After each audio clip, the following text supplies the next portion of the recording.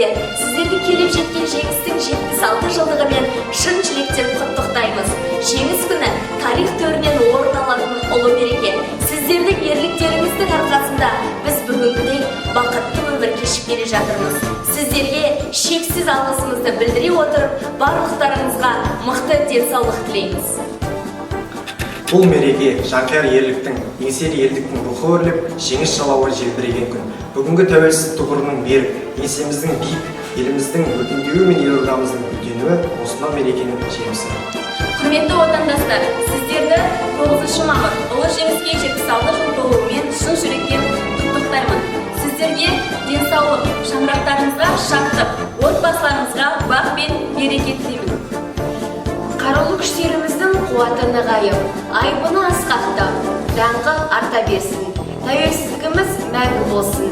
Еліміз тыныш, жұртымыз аман болсын.